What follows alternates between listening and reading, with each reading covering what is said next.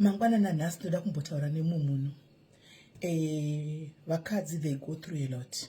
Vakadzi, most of the women, most of the ladies, they have got deeper scars, deeper issues, wounds that will take time to heal, wounds, some that might never heal, wounds that they got ever since for the longest of time. They are just going around carrying those kind of scars. Remember, a scar is something that you move around with, guys. And if you don't take action against a scar, whether you get injured or not, you will be having that scar for the rest of your life. You need to take my tissue oils and different other stuff that can try to cover up the scar. But the scar will always be there. This is most of the women, most of the ladies who are walking around. You see them smiling. You see them trying to do better things. You see them trying to play around with their kids and stuff. But deeper inside, they have issues. They have scars. They have wounds. Right? Most of these wounds, most of these scars, they were caused by somebody that was supposed to trust to protect her. Somebody she was supposed to trust. Somebody who was supposed to love her is the very same person who brought this scar to her, who gave her these wounds. And we are talking about men here. We are so-called husbands. Van varume vavo vaikwanisa kuva protector, vaifanga kuva protector, vaifanga kuvaitira zvesezvi, ndo vakavapa mascars aya.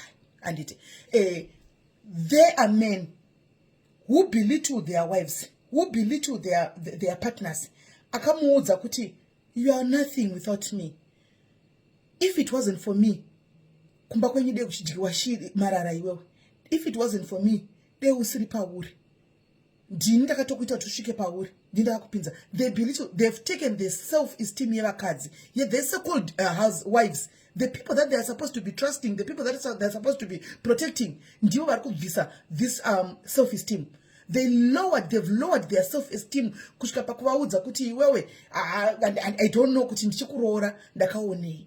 I don't know chandakada pauri kuti chi. These are men. Varume. So ladies, I want to talk to somebody today. I need that wound.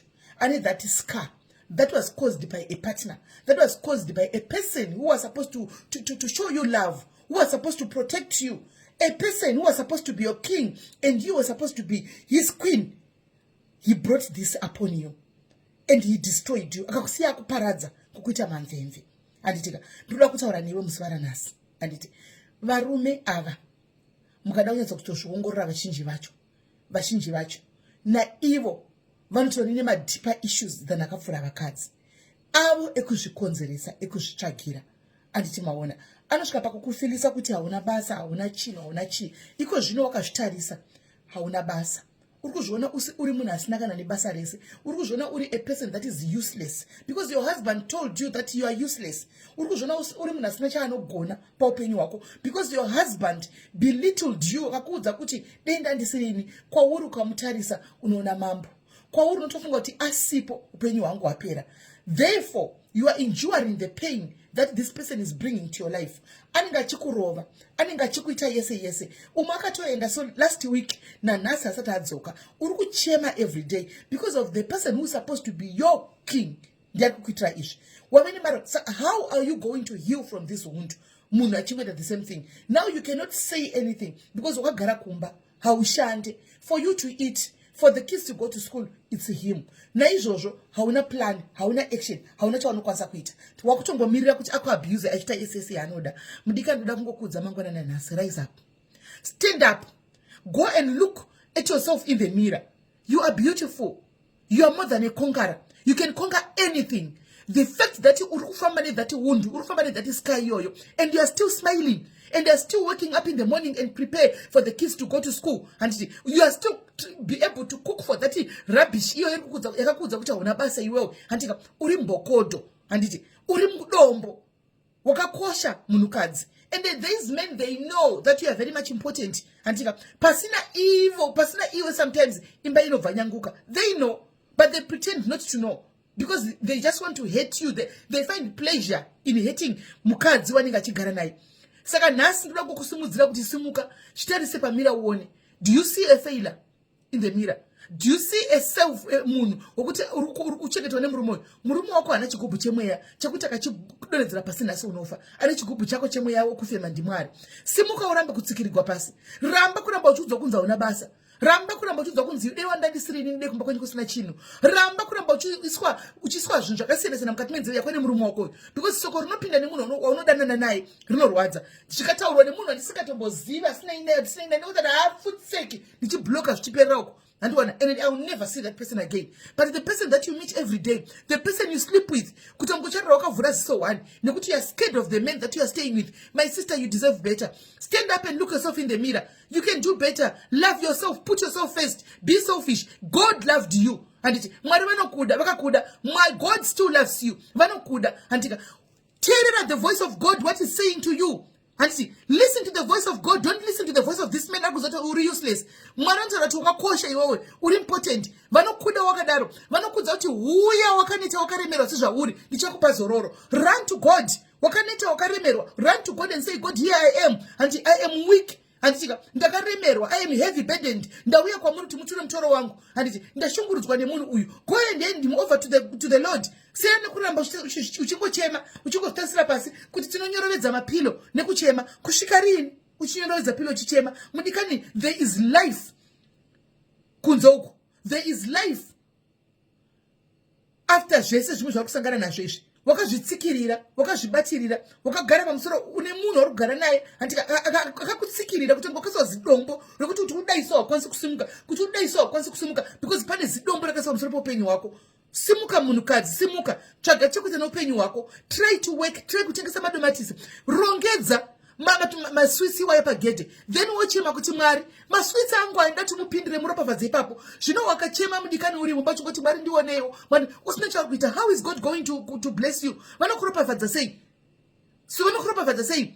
You are near God. You are God's favorite. You are the apple of God. Uri apple raMwari. Utori apple rinotodiwa nemunhu wese. But wakatsikirwa nemurume uyu.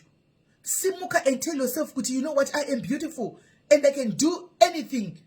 I can do anything that I want to do. Akuna nanonditsikirira. Murume uyu ari kutouya akatoya sedemoni, akatoya stumbling block rako kuti ukwanise kudanza kuita breakthrough.